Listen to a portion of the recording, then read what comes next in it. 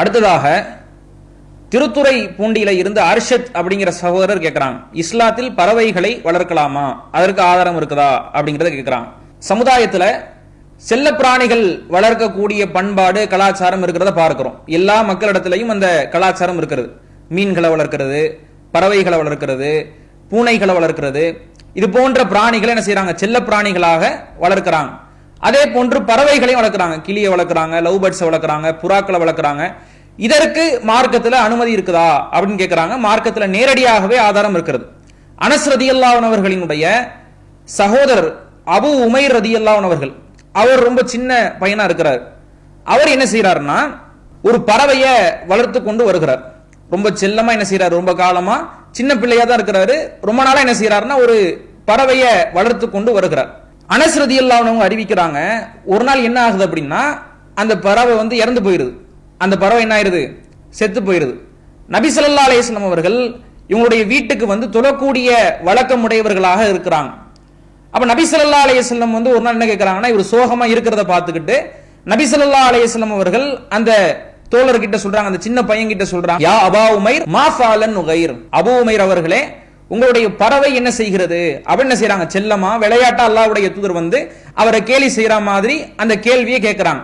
இப்ப நபி ஸல்லல்லாஹு அலைஹி வஸல்லம் அவர்கள் எதை ஆட்சேபிக்கல, அவர் பறவையை வளர்த்ததையோ அவர் செல்ல பிராணியாக அந்த பறவையை ஏற்படுத்தி கொண்டதையோ நபி ஸல்லல்லாஹு அலைஹி வஸல்லம் அவர்கள் ஆட்சேபிக்காமல், அதுக்கு ஒரு மாற்று கருத்து தெரிவிக்காம நபி ஸல்லல்லாஹு அலைஹி வஸல்லம் என்ன செய்யறாங்கன்னா, அதை ஆமோதிக்கக்கூடிய வண்ணமாக, அதற்கு அங்கீகாரம் அளிக்கக்கூடிய வண்ணமாக உங்களுடைய பறவை என்ன செய்து அப்படின்னு ரசூல் ஸல்லல்லாஹு அலைஹி வஸல்லம் அவர்கள் அந்த சின்ன பையனை கேலி செய்யக்கூடிய வண்ணமாக பேசிய ஹதீஸ்களை நம்ம ஹதீஸ் கிரந்தங்கள்ல பார்க்க முடிகிறது. இது சஹீஹுல் புகாரியில 6203வது இலக்கத்தில் இடம்பெற்றிருக்கிறத பார்க்கிறோம். இதுல முக்கியமாக நாம் கவனிக்க வேண்டிய விஷயம் என்னன்னா, பறவைகளையோ செல்ல பிராணிகளையோ பூனைகளை இது போன்ற எந்த பிராணிகளை வேண்டுமானாலும் இஸ்லாமிய மார்க்கம் எதையெல்லாம் வளர்ப்பதற்கு தடை விதிக்கிறதோ, நாயை வளர்க்க கூடாது, பன்றியை வளர்க்க கூடாது, இப்படி தடை எதற்கெல்லாம் இருக்கிறதோ இதை தவிர உள்ள பிராணிகளை என்ன செய்யலாம், வளர்த்துக் கொள்ளலாம். ஆனால் இதை வளர்க்கும் பொழுது இதை சரியாக பராமரிப்பது நம்முடைய பொறுப்பு. இதுக்கு உணவு கொடுத்துடாம, இதுக்கு சாப்பாடு கொடுத்துடாம, தண்ணி கொடுத்துடாம இதே நிலையிலே அது இறந்து போயிருச்சுன்னு வைங்களேன், அதனுடைய மொத்த பாவத்தையும் அதை பராமரிக்கக்கூடியவர், அதை வளர்க்கக்கூடியவர் தான் சுமக்கக்கூடிய நிலை ஏற்படும் என்பதை ஹதீஸ்கள்ல இருந்து நம்மளால புரிய முடிகிறது. சஹீஹுல் புகாரியில 3318வது இலக்கத்தில் இடம்பெறக்கூடிய செய்தியை பார்க்கிறோம்.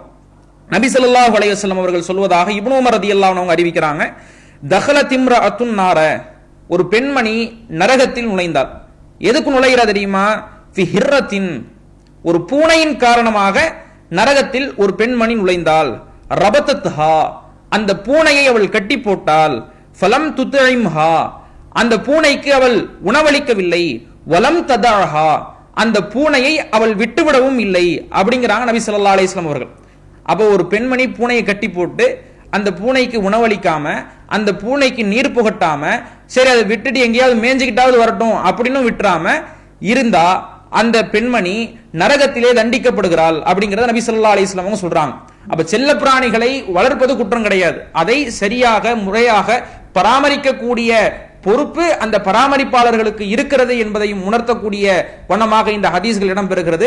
அப்ப செல்ல பிராணிகளை நல்ல பராமரிப்போடு அதற்கு உணவு வழங்கி அதற்கு நீர் புகட்டி அதனுடைய தேவைகளை நிவர்த்தி செய்யக்கூடிய வண்ணமாக செல்ல பிராணிகளை வளர்த்துக் கொள்வது மார்க்கத்தில் எந்த விதமான தடைகளையும் விதிக்கப்படவில்லை என்பதை நாம் இந்த கேள்விக்கான பதிலாக சொல்லிக் கொள்கிறோம். அல்லாஹு அக்பர், அல்லாஹு அக்பர்.